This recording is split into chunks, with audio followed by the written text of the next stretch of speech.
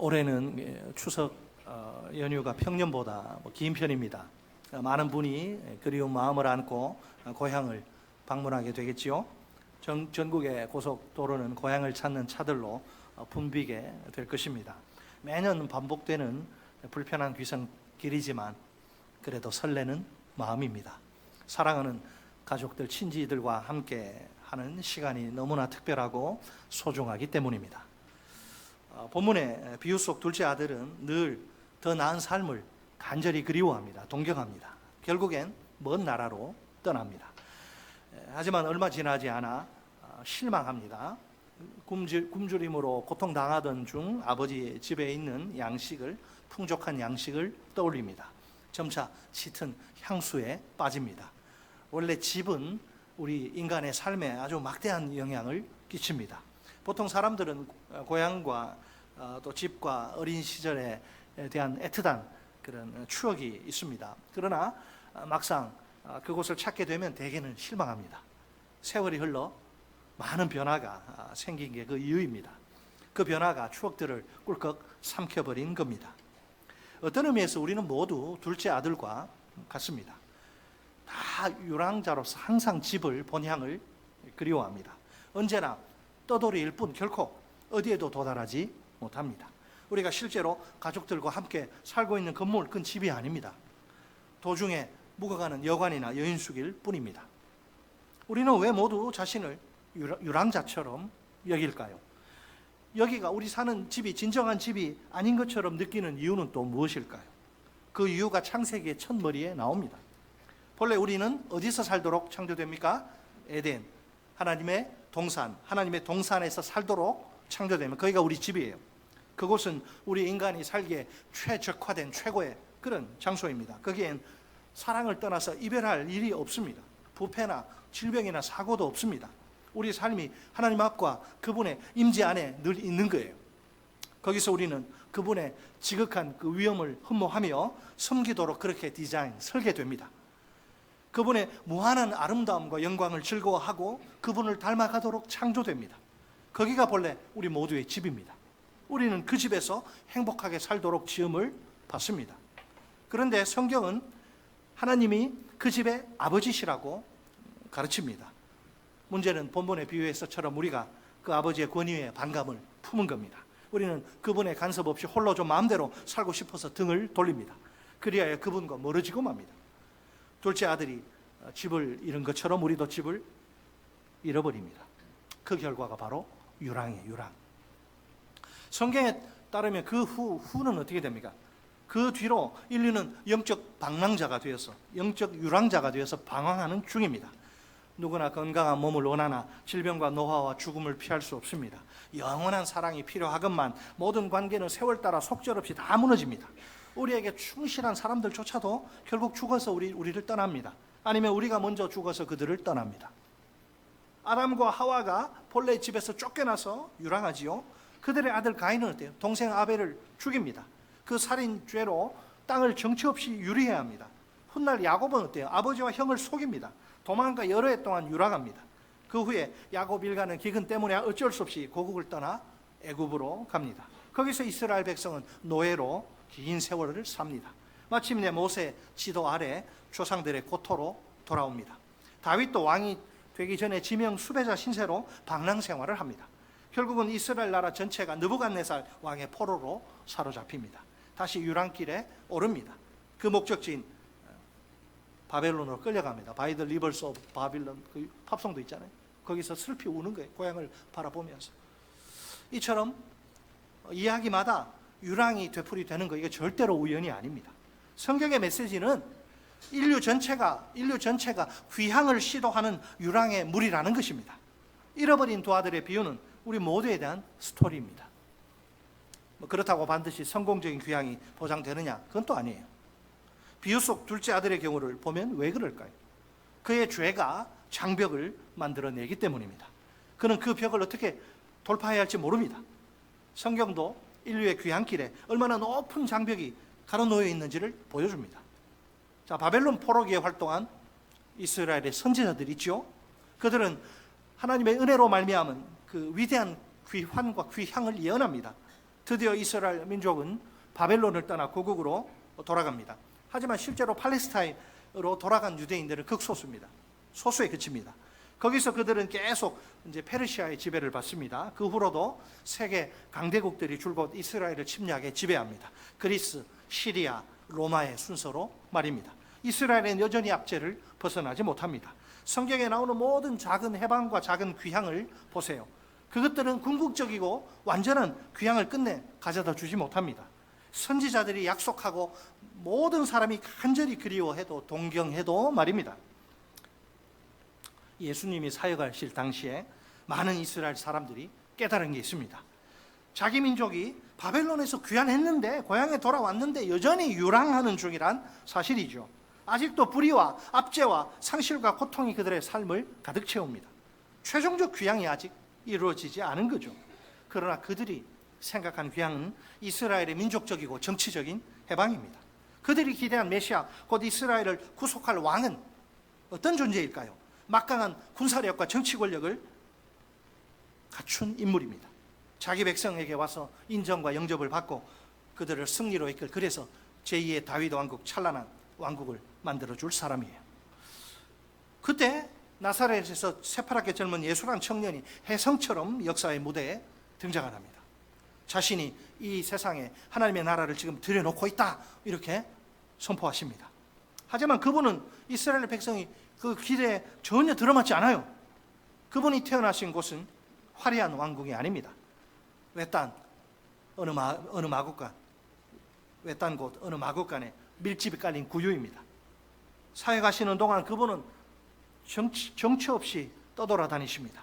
그분은 완전히 정치 경제적 권력의 관계망 바깥에 이방인처럼 머무십니다. 학문적으로나 종교적으로 무슨 라이센스 자격증조차 갖추려고 하지 않습니다. 그러다가 생애 끝에 그분은 예루살렘 도성의 성문 밖에서 비참하게 십자가에 달려 죽으십니다.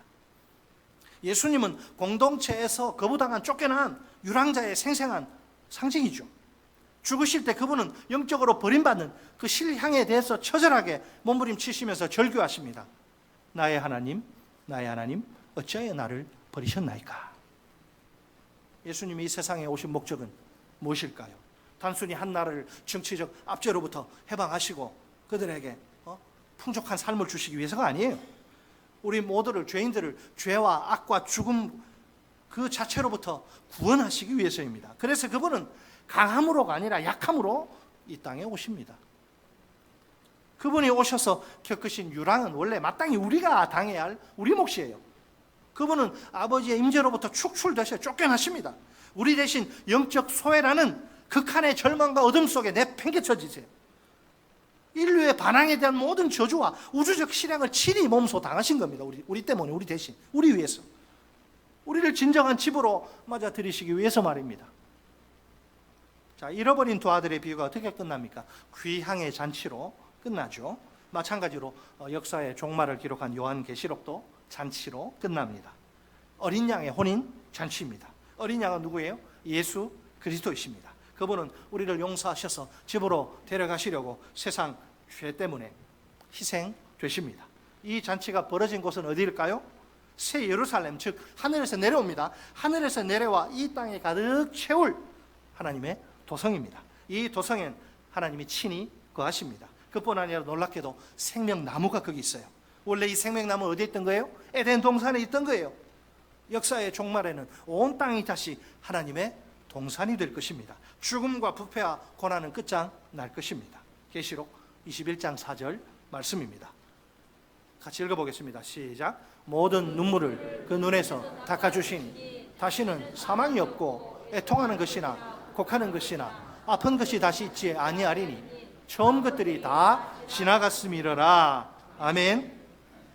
예수님은 이 망가진, 죄로 망가진 이 시궁창 같은 이 세상을 다시 우리의 퍼펙트한 완벽한 집으로 만드실 것입니다. 더 이상 우리는 에덴에 쫓겨나서 동쪽에서 살지 않을 것입니다. 거기서 늘 떠돌일 뿐 결코 어디에도 도달하지 못하니까요. 우리는 조금 있으면 집으로 돌아갈 것입니다. 그러면 아버지가 우리를 맞이하셔서 와라 끌어 안으실 것입니다. 결국엔 우리를 영광의 잔치에 들이실 것입니다. 요한복음 2장을 보면 예수님이 어느 결혼식에 피로연에 참 참석하십니다. 그때 잔치에 포도주가 예상과 달리 너무 일찍 떨어지죠. 신혼 부부는 물론 연회장도 사람들에게 망신을 당할 판입니다. 그러자 예수님이 몇 개 커다란 그 돌 항아리에 든 물로 포도주를 만드십니다. 그것도 자그마치 500리터가 넘는 어마어마한 물로 최상급 포도주를 만드십니다. 잔치가 중단되지 않고 지속되게 하신 거죠. 자신이 무슨 일을 하러 오셨는지를 왜 굳이 이런 식으로 알리실까요? 최초의 표적인데 예수님이 흥겨운 잔치를 베풀러 오신 게 그 이유입니다. 그분은 진정한 연회장이시오 잔치의 참 주인이십니다. 예수님이 얼마나 먹고 마시고 그렇게 즐거워하십니까? 얼마나 잔치를 먹고 마시는 걸 좋아하시는지 몰라요. 왜? 잔치 같은 세상을 주시러 오셨기 때문에. 그게 그림, 행동 언어죠. 그림으로 보여주는, 행동으로 보여주는 거예요. 원래 예수님은 우리 죄의 형벌을 우리 대신 당하십니다. 따라서 신학자들은 예수님의 구원의 법적인 측면을 강조합니다.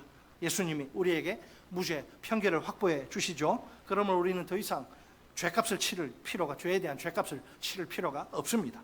그러나 구원은요, 객관적이고 법적인 측면이 전부가 아닙니다. 주관적이고 체험적인 면도 존재합니다. 그래서 성경은 구원에 대해서 감각적 언어를 사용해서 감각적 어법을 고집을 하는데요. 그래서 시편의 기자가 여호와의 선하심을 믿고 동의하는데 그치지 말라고 이야기합니다. 한 걸음 더 나아가 여호와의 선하심을 맛보아 알지어다 이렇게 이야기합니다. 조나단 에드워즈가 하나님의 초자연적인 빛이라는 유명한 설교에서 이렇게 말합니다. 하나님이 거룩하고 은혜로운 분임을 믿는 것과 그 거룩함과 은혜의 멋과 매력을 마음속으로 새삼 느끼는 것은 다르다. 하나님의 은혜를 믿는 것과 맛보는 것의 차이는 꿀의 단맛을 머리로 믿는 것과 실제로 느끼는 것의 차이와 같다. 무슨 말인지 아시겠어요? 예수님의 구원은 잔치입니다. 기쁘고 즐거운 잔치예요. 예수의 구원은. 그분의 사랑은 꿀이나 포도주와 같습니다. 우리는 그분의 사랑을 믿기만 하는 게 아닙니다. 그 사랑의 실제적인 아름다움과 위력을 느껴요. 그분의 사랑은 어느 누구의 사랑보다도 더 구구절절해요.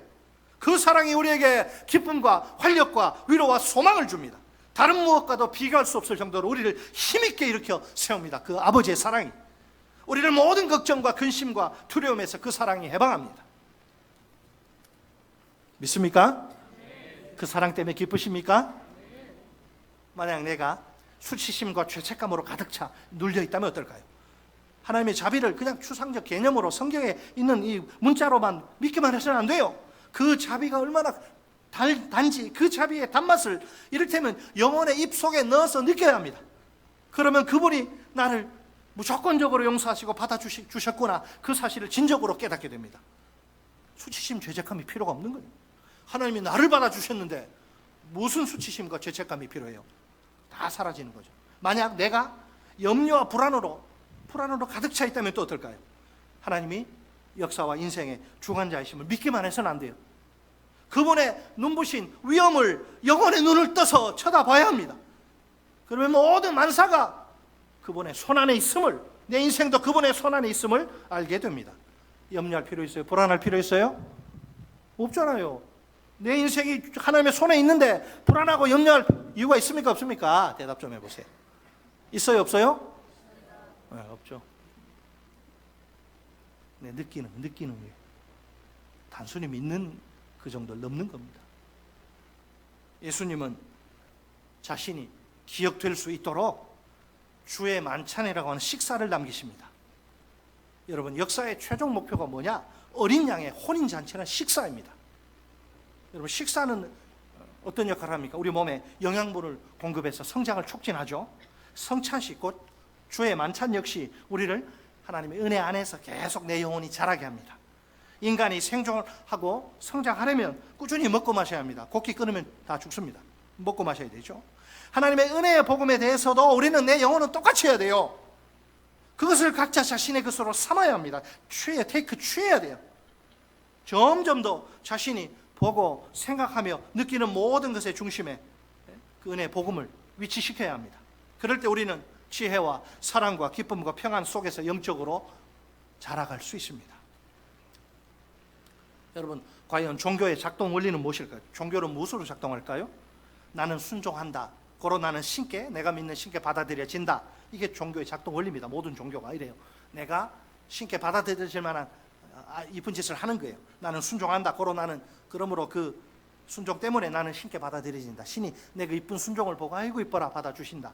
반면에 복음은 달라요. 복음의 기본적인 작동 원리는 다릅니다. 나는 예수 그리스도가 이루신 일로 말미암아 하나님께 받아들여졌다. 고로 나는 순종한다. 나 같은 죄인이 주의 사랑으로 받아들였기 때문에 내가 주님의 뜻을 최고로 하고 주님의 뜻에 내가 순종하는 삶을 산다. 정반대죠. 일반 종교하고 정반대입니다. 내가 복음을 믿을 때, 예수를 받을 때에, 예수를 믿을 때 하나님과의 새로운 관계, 새로운 아이덴티티, 정체성까지 같이 받는 겁니다. 하지만 일단 믿어서 그리스도인이 된다고 해서 끝난 게 아닙니다. 아직 변화와 성장, 성화 구원이라 그러죠. 변화와 성장이라는 과제, 숙제가 남아있기 때문입니다. 내가 복음을 더 깊이 이해하고 마음에 속속들이 그 복음이 배어들게 해야 합니다. 이것을 복음의 내면화 혹은 생활화라고 할 수 있습니다. 따라서 하십니다. 복음의 내면화, 복음의 생활화. 다시 말해 나는 음식을 섭취하는 것처럼 복음을 늘 섭취하고 소화시켜야 합니다. 복음을 나의 일부로 삼아야, 내 존재 일부로 삼아야 내가 영적으로 내 영혼이 키가 크고 몸무게가 나갈 수가 있어요. 예를 딱, 수많은 예가 있는 예를 딱 하나만 들면, 내가 남들에게 좀 물질로 섬기고 싶고 내가 돈을 좀 이렇게 후히 베풀고 싶어요. 그러나 이것은 단지 내 의지에 막 압력을 가해서 너 도와줘야 돼 이렇게 해서 될 일이 아닙니다. 아낌없이 베풀지 못하게 나를 막고 있는 그 원인이 뭔지를 잘 살펴야죠. 많은 이에게 재물은 남들의 인정과 존경을 얻어내는 길이죠. 또 돈이 많으면 내 삶이 내 통제 소관인 것처럼 느껴집니다. 뭐든지 다 할 수 있을까요? 돈이 많으면. 심지어 자유와 행복이 돈이 많으면 보장되리라 믿기까지 합니다. 돈이 돈으로 끝나는 게 아니죠. 결국은 내 마음의 소망을 거기에 두고 그걸 죽으라고 의지하게 되는 거예요. 사도 바울이 고린도 교회에 보낸 편지가 있는데, 그가 어떻게 그들이 후히 베푸는 은혜에서 자라가도록 돕는지를 보세요. 자, 연보를 이야기하는데, 이것은 사도인 내게 너희가 마땅히 행해야 할 의무다 이렇게 말하나요? 그런 식으로 그들의 의지에 압력을 가하지 않습니다. 그렇다고 무조건 감정에 호소하는 것도 아닙니다. 야, 가난한 사람들이 얼마나 고달프게 사는지 아느냐, 너 돈 많잖아 좀 내놔, 이런 식으로 하지 않아요. 또 혹은 고린도 교인들이 야, 너희들 힘들어도 그 고생하는 사람들보다 훨씬 부자야, 그러니까 좀 내놔, 이렇게 말하지 않아요. 대신 바울은 고린도후서 8장 9절에서 이렇게 말합니다. 고린도후서 8장 9절 말씀 같이 읽습니다. 시작. 우리 주 예수 그리스도의 은혜를 너희가 알거니와 부요하신 이로써 너희를 위하여 가난하게 되심은 그의 가난으로 말미암아 너희를 부요하게 하려 하심이라. 아멘. 자, 바울은 그들을 다시 복음으로 데려갑니다. 이런 말이나 같은 거죠. 우리 주 예수 그리스도의 값비싼 은혜를 생각해 보라. 그러면 결국 너희도 그분처럼 베풀고 싶어질 것이다. 너희가 예수 그리스도께 받은 은혜, 값없이 받았지만 사실은 그게 값이 없는 게 아니고 엄청난 값비싼 은혜인데, 그 은혜를 진정으로 너희가 안다면 너희도 베푸는 삶을 살 수밖에 없을 거야, 그 말. 이것이 우리가 돈에 대한 인색함을 해결하는 방법입니다. 그리스도의 풍성한 베푸심, 그것이 있는 그 복음으로 방향을 돌리는 거죠. 그분은 자신의 부를 우리에게 쏟아 부으십니다. 십자가의 말로 확실한 증거입니다. 하나님이 우리를 돌보시고 안전하게 지키신다는 증거 말입니다. 예수님의 사랑과 구원은 우리에게 놀랍고도 특별한 신분을 부여합니다. 그것은 억만금을 주고도 살 수 없는 고귀한 신분입니다. 자, 그렇다면 핵심 요지는 무엇일까요? 남에게 후히 베풀려, 한 케이스인데, 남에게 그냥 후히 베풀려면 도덕 규범을 지키는 노력만으로는 안 된다는 겁니다. 모든 변화가, 이걸 포함해서 모든 변화가 이루어지려면 그리스도의 구원을 깊이 깨닫고 이해해야 합니다. 그 이해에서 마음의 변화가 일어나거든요. 그 이해에서 비롯된 마음의 변화들이 삶으로 옮겨져야 되는 거예요. 자, 좀 쉽게 이야기해 볼까요? 사실 복음을 진정으로 받아들이면 엄청난 변화가 시작됩니다. 우리의 삶의 동기, 자아에 대한 이해, 정체성, 세계관 등이 바뀝니다. 마음의 변화 없이 그냥 법만, 규정만 지키는 행동은 한계가 있어요. 율법을 지키는, 마음이 변하지 않는데 법을 지키고 행동에는 한계가 있습니다. 저는 아주 수박과 달기 피상적이고 일시적이죠. 복음은요, 따라서 복음은 그리스도인의 삶의 출발점이자 종착역입니다. 디트리 본헤퍼가 쓴 나를 따르라 유명한 책이 있는데 거기서는 값싼 은혜가 얼마나 위험한지를 경고합니다. 값싼 은혜의 위험성을 경고하는데 값없는 은혜만 드립다 강조해가지고 어떻게 살아야 하는지는 별로 중시하지 않는 거예요. 이렇다니까. 무조건 다 그냥 다 용서해 받아주셨으니까 그렇게 강조해서 그 이후에는 그러면 어떻게 거룩하게 살아야 되느냐 말하지 않는 거예요. 그 해결책은 두 가지 중요한 사실에 초점을 맞추는 거예요. 하나는 하나님이 어떻게 죄를 한없이 심각하게 대하는가, 하나님이 어떻게 죄를 한없이 심각하게 대하는가. 자기 아들을 죽이지 않으면 해결할 방법이 없어요. 얼마나 심각해요, 죄가, 우리 죄가. 또 하나는 예수 그리스도의 무한한 희생을 통해서만 하나님이 우리를 죄에서 구원하실 수 있다는 사실입니다. 따라서 하십니다. 하나님이 어떻게 죄를 한없이 심각하게 대하시는가, 예수 그리스도의 무한한 희생을 통해서만 하나님이 우리를 죄에서 구원하실 수 있다. 아멘. 값싼 은혜가 아니죠. 이 두 가지 사실을 정말 내 혼이 깨달으면 내 삶이 속속들이 다시 빚어질 수 있습니다. 그리고 더는 비겁하게 이기적으로 살아갈 수 없음을 알 수 있습니다. 그러므로 정의를 옹호하고 이웃을 위해 희생할 것입니다. 그리스도를 따르는데 수반되는 희생도 마다하지 않을 것입니다. 그분이 우리를 구하시려고 치르신 대가에 비하면 그게 아무것도 아니기 때문입니다. 교회 안에도 하나님의 은혜로 삶이 변화되어야 하나 그렇지 못한 사람들이 있죠. 본회퍼는 그런 사람들 향해 이렇게 역설을 합니다. 그들은 하나님의 은혜 수반된 엄청난 희생을 제대로 깨닫지 못했다. 그러므로 복음을 제대로 깨닫지 못했다. 삶이 변화되는 게 정상이거든요. 뭐 정도의 차이는 있지만, 근데 교회를 다니고 직분을 받아 일을 하는데 삶이 변화되지 않아, 성질이 고쳐지지 않아, 늘 그대로야. 그럼 뭐라고요? 하나님의 은혜, 나 같은 죄인 구원하시려고 얼마나 엄청난 희생을 해서 은혜로 구원하시는데 그걸 모른다는 거죠. 그러므로 복음을 깨닫지 못한, 복음을 깨달으면 삶이 어떻게 해요? 변화된다. 그냥 하나님의 보편적인 사랑, 하나님이 세상을 이처럼 사랑하사, 그런가 보네. 사랑, 그렇지 뭐. 하나님의 보편적인 사랑을 그냥 막연히 그냥 머리로 아는 거예요. 아직 죄의 심각성과 그리스도가 우리를 위해서 이루신 일의 의미에 대해서 모르는 거예요. 결국 마르틴 루터의 옛 강령의 핵심이 잘 압축되어 있습니다. 우리는 행위가 아니라 오직 믿음으로 구원받는다. 하지만 그 믿음은 믿음으로만 남아있지 않는다. 뭐예요? 행동을 낳는다는 거예요. 변화를 낳는다는 거예요. 따라서 하십니다. 우리는 행위가 아니라 오직 믿음으로 구원받는다. 하지만 그 믿음은 믿음으로만 남아있지 않는다. 네. 변화와 성장을 일으키는 거예요. 그게 없으면 그게 내 속에 예수가 있나? 성령이 있나? 심각하게 고민해요. 당연히 루터가 말한 것처럼, 종교개혁자들이 말한 것처럼 우리는 어떤 행위로도 하나님의 은혜와 호의를 얻어낼 수 없습니다. 막 이쁜 짓 해가지고 하나님께 뭐 받는 거 없어요. 그건 불가능합니다. 다만 하나님이 예수 그리스도 안에서 우리에게 무조건 은혜를 베푸셨음을 믿을 뿐입니다. 아울러 믿음으로 그 은혜를 받아들일 수 있을 따름입니다. 그러나 희생적으로 우리를 섬기신 분을 참으로 믿고 신뢰한다면 어떨까요? 우리도 희생적으로 하나님과 이웃을 섬기는 사람들로 변화될 수밖에 없습니다. 자, 뭐 이런 안타까운 경우가 있죠. 말로는, 입으로는 예수님 믿는다고 이야기합니다. 반면에 그 믿음이 라이프 스타일에, 자기 생활 방식에 영향을 별로 미치지 못한다면 어떨까요? 그에게서 예수 믿는 사람에게 기대되는 합당한 삶이 나타나지 않는 거예요. 삶 속에서 불신자들과 거의 차이가 나지 않는 거예요. 우리 학생들 치면 시험 볼 때 컨닝하고 거짓말하고 똑같은 거예요. 예수 안 믿는.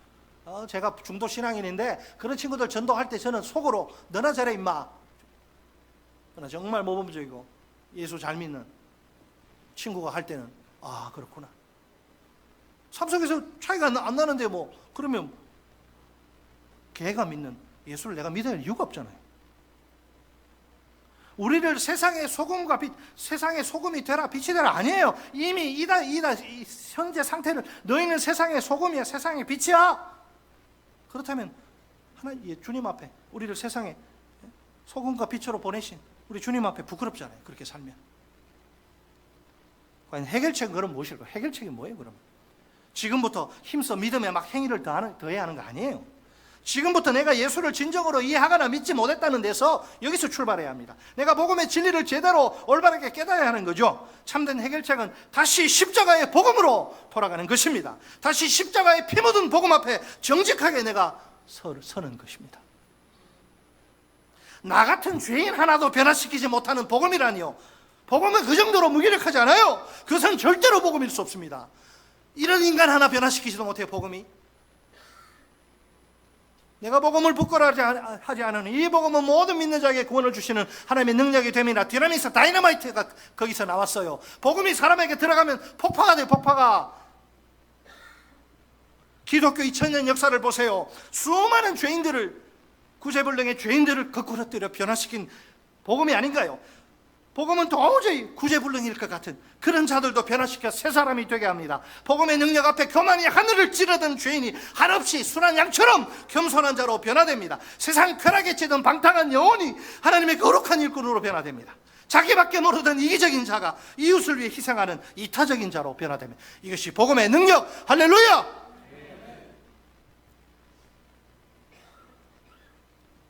여기에 동생의 자아 발견과 형의 도덕적 수능이란 두 길이 있어요. 사실상 둘 다 답이 아닙니다. 막다른 골목입니다. 제3의 길이, 다른 길은 완전하고도 완벽한 딱 하나의 길, 예수님 자신이 우리에게 있습니다. 우리는 그 길로 들어가서 그분의 구원의 기초에서 살아가야 합니다. 그럴 때 우리는 역사의 종말에 최고의 잔치와 만찬에 이를 것입니다. 또한 미래의 그 완성된 구원을 지금 여기서 미리 맛볼 수 있습니다. 기도라든지 다른 사람들을 섬김, 복음이 초래한 내적 본성의 변화, 복음으로 치유된 관계 등등 맛보기로 보는 거죠. 이 모든 좋은 걸 맛보다니 참으로 풍성하고 행복한 삶을 이 땅에 살 수 있습니다. 아무리 그처럼 좋다 해도 이것들은 장차 올 일에 맛보기에 불과합니다. 하늘 아버지께서 준비하신 퍼펙트한, 완전하고 완벽한 최고의 잔치가 우리를 기다립니다. 상상만 해도 황홀한 감격으로 가슴이 막 벅차오를 지경입니다. 우리 모두 하늘 아빠 집에서 그 잔치 자리에서 꼭 만납시다. 이름 부르는데 없으면 안 되잖아요. 아무개야, 예. 마지막으로 우리 다 함께 한 목소리로 이렇게 외쳐봅시다. 나 아빠 집으로 돌아갈래. 시작. 나 아빠 집으로 돌아갈래. 한 번 더. 나 아빠 집으로 돌아갈래.